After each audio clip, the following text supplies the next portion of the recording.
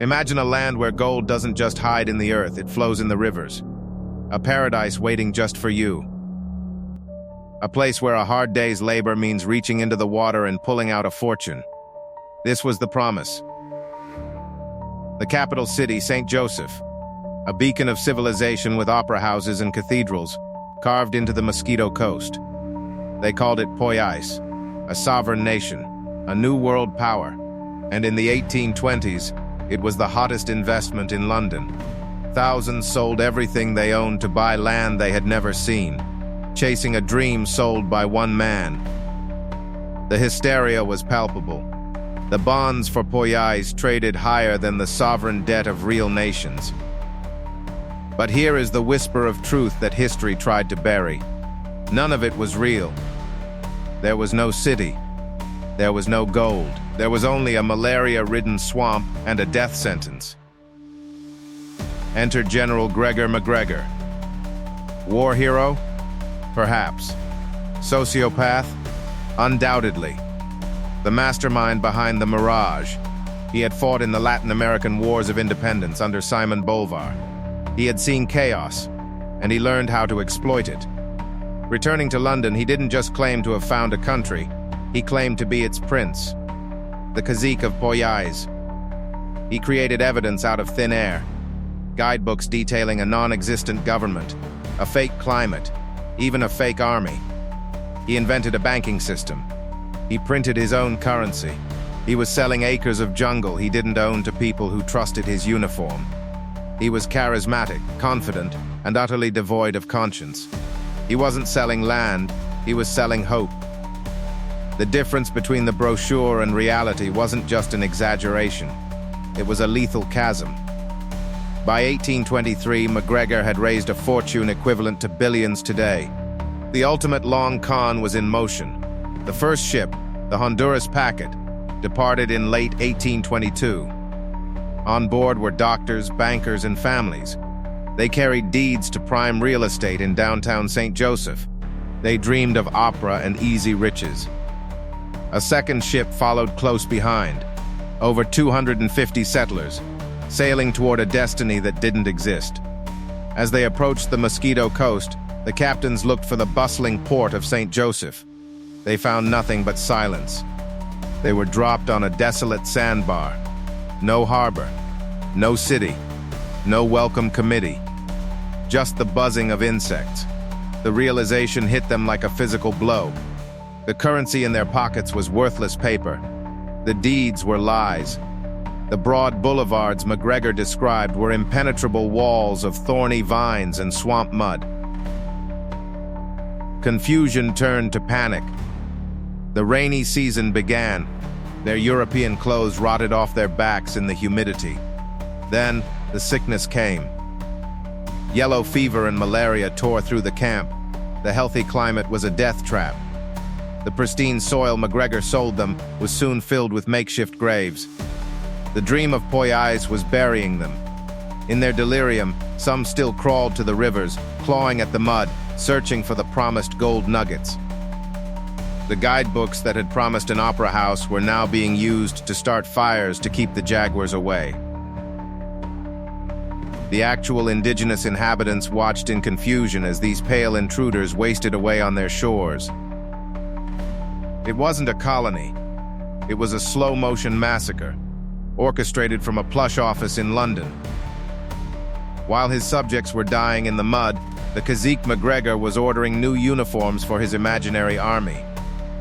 Finally, a passing ship spotted the few skeletal survivors waving frantically from the beach. Of the 250 who sailed, barely a third survived to tell the tale. They returned to England broken, destitute, and furious. The news hit London like a thunderclap. The Golden Kingdom was a graveyard. The Cazique was a vampire. But here is where the mystery deepens. MacGregor didn't run. He didn't hide. He doubled down. He claimed he was the victim, that the settlers had gone to the wrong place, or that his inferiors had betrayed him. The audacity was staggering. In an era before instant communication, he used the fog of distance to obscure the truth. Amazingly, He was never convicted for the Poyais Scheme in Britain. The law couldn't grasp the scale of the lie. He took his blood money and moved to Paris. And would you believe it? He started the exact same scam again. He sold Poyais to the French. Then he tried to sell it to the Spanish. The man was unstoppable. How did he do it? MacGregor was a master of what we now call affinity fraud and fear of missing out. He preyed on a society obsessed with status and quick riches following the Napoleonic Wars. His props were flawless. The bonds, the currency, the maps, they looked more real than the actual wilderness they represented. He is the grandfather of the modern financial scam, the blueprint for every Ponzi scheme that followed. Evidence suggests he bribed the press. He understood that if it's in the newspaper, people believe it's true. Even today, the area he claimed was his capital remains dense, difficult jungle. It was never habitable in the way he described. The most disturbing element? He knew. He knew he was sending families to their deaths, and he cashed their checks anyway. This wasn't just fraud. This was negligent homicide on an industrial scale, disguised as an investment opportunity. Some theories suggest he had silent partners high in the British government who protected him to share the spoils. Could the crown have been involved? Poyais was useful to destabilize Spanish interests in the region. MacGregor eventually returned to Venezuela, where he was still regarded as a war hero, and died in 1845, never facing justice. His legacy isn't in a statue. It's in the fine print of every risky investment prospectus you read today. Poyais was the original fire festival, the original crypto scam, but with a much higher body count.